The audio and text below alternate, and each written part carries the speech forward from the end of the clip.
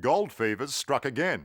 This time it's not some fabulous El Dorado in South America or the wild, wild west of the United States. It's happening in the heart of Africa, in Congo. Hundreds of thousands of dirt-poor Africans have been swept up in the madness, hoping to make their fortunes. A truly awesome sight. In great man-made craters, on mountainsides, in the rivers. Wherever you turn, it's on for young and old. A huge mass of people digging, panning, scratching for gold. But behind the spectacle, there's a dark side to this gold rush. A terrible curse which should make us all sit up and take notice.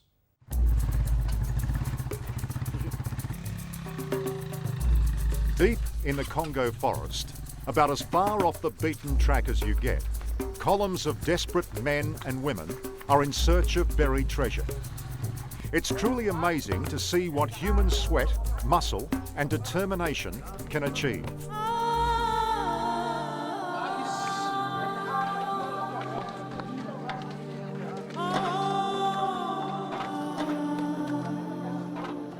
Congo is one of the richest countries in the world. It has gold, it has diamonds, it has copper, it has cobalt, it has uranium. You name it, Congo has it. The most sought after is gold. But the Congo's immense natural wealth is also its tragedy. An industry based on terrible suffering and virtual slavery. Workers dig gargantuan holes, divert rivers, even move mountains, all by hand. But after all their back-breaking efforts, they'll see a pittance. The lion's share goes into the pockets of violent warlords and a motley cast of crooks and smugglers. And Australians may be unwittingly supporting it all. This is how it's done here in the Congo. An estimated 1.5 million men and women working away in mines like this.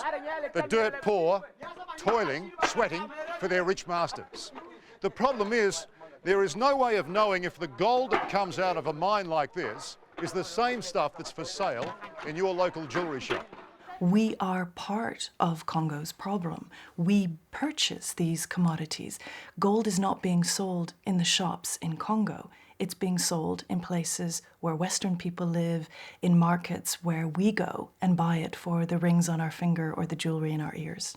Anneke van Woudenberg is the lead African investigator for Human Rights Watch. What we in fact discovered was the armed groups were making roughly $60 million a year. She calls it the curse of gold, another chapter in a long and blood-soaked history.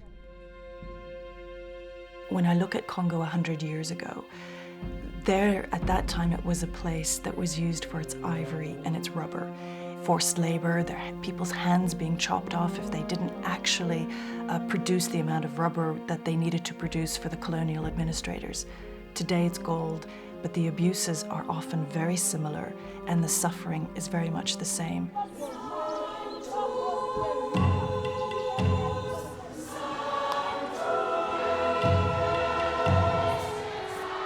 Amidst the suffering, most people cling to strong Christian beliefs, another inheritance from colonialism.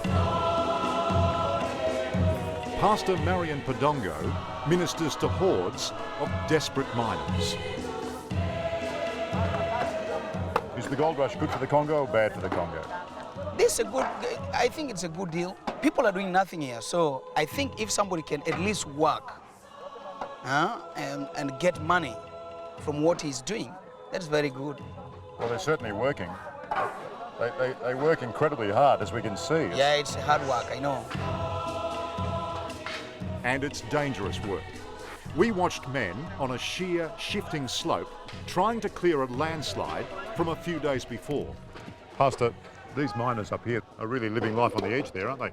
Yes. You know, the miners are very, very brave men. You know, they can't even get scared of all these things. I've been... Brave or desperate? I don't know how maybe I can say they are very crazy because I know this is very dangerous, you know. Even for me, I cannot go and sit down there. It's very risky. High risk, but for the workers themselves, little return.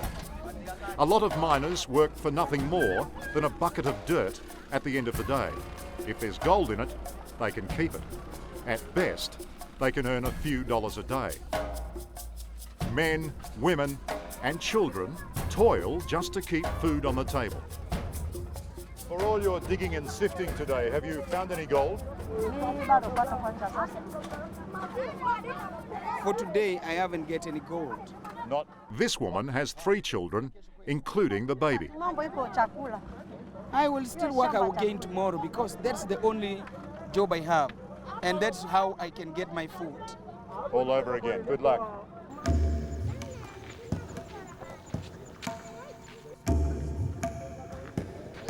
We hear a lot about blood diamonds, but here in Congo, it's blood gold. The gold plays a deadly role because it fuels a war that's been going on in this country for more than a decade, delivering pain and suffering, and as you can see, leaving hundreds of thousands of people homeless. And the remarkable thing is, we hear almost nothing about it.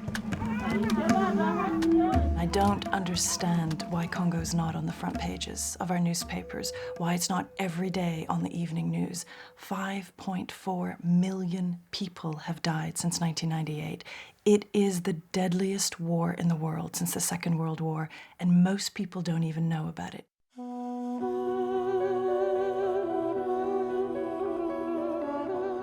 The war started in this former Belgian colony after the genocide next door in Rwanda in 1994.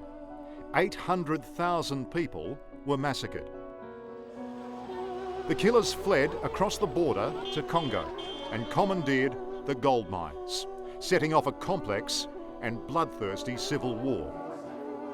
The killings go on to this day, and the effects are heartbreaking. At one crowded orphanage, we met more than 100 children who'd lost their parents to the fighting, including these 2 brothers.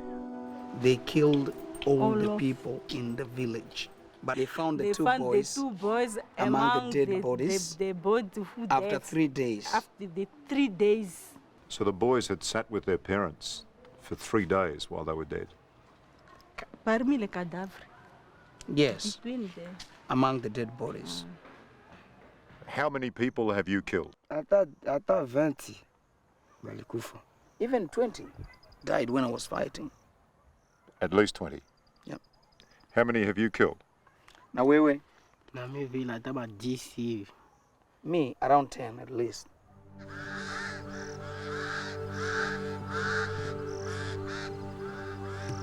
Two of the rebel fighters agreed to meet us in a cemetery. They told us their commanders forced them to fight and work in the gold mines, or be killed themselves. We didn't want to do it. If we refuse, they will tie you to a tree and then shoot you. The rebels have also waged another war, a war of rape and mutilation against Congo's women. The victims number in the hundreds of thousands.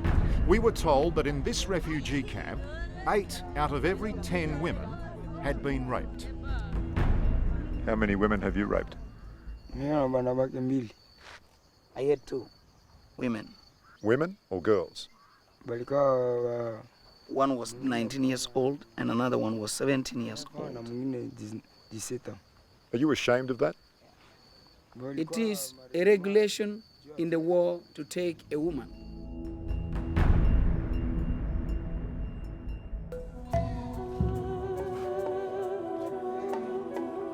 The aid workers say that for every 1 person killed in combat in this forgotten war, about 70 others die because of it.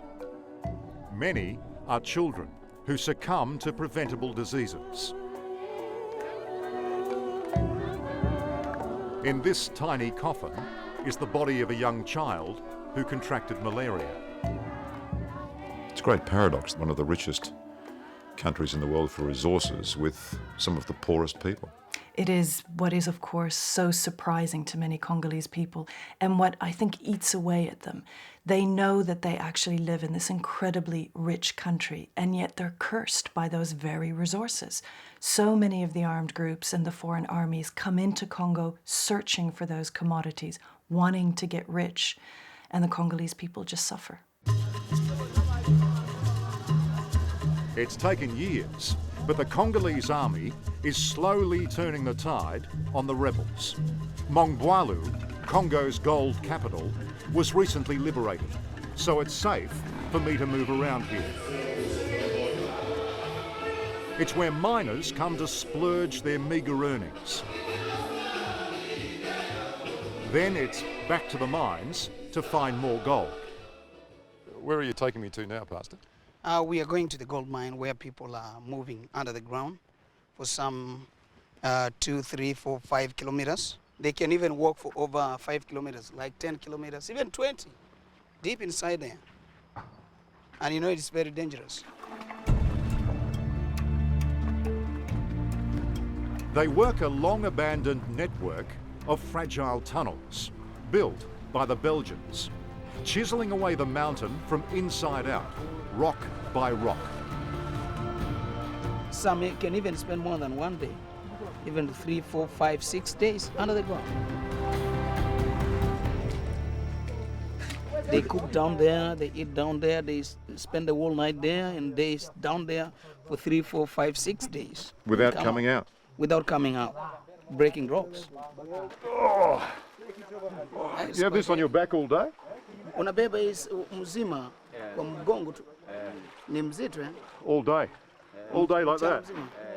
Oh. Right. It's all yours.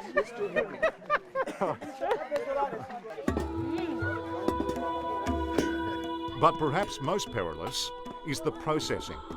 Once the rocks are ground to dust, just take a look at how they extract the gold. That's mercury, the deadly, toxic heavy metal which binds the particles of gold into a tiny lump and is then burned away. Using mercury like this is prohibited around the world, but no one has told the miners here. I just saw these men pour the mercury into their hands, straight into the pores of their skin, before it went into the powder. Yeah, they do that. They don't know about mercury poisoning. No, they are ignorant about that.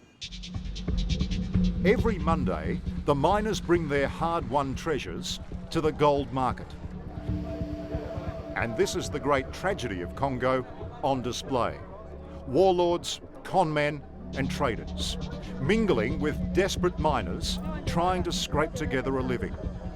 From here, it's smuggled to a world largely oblivious to its origins. And the people who worked so hard to find it will go out again and find some more. We find it's the importers and the exporters who profit. And of course, it's the large multinational companies who purchase this and who sell it on who profit. It's not the people of Congo. I think what's incredible about Congo is the ability of its people to go on despite all of this. The joy, the creativity. I think we have a lot to learn from the Congolese, who live in a way that would be unimaginable for us, but yet they do, and they come through. Hello, I'm Amelia Adams. Thanks for watching 60 Minutes Australia. Subscribe to our channel now for our brand new stories and exclusive clips every week. And don't miss out on our extra minute segments and full episodes of 60 Minutes on 9now.com.au and the 9Now app.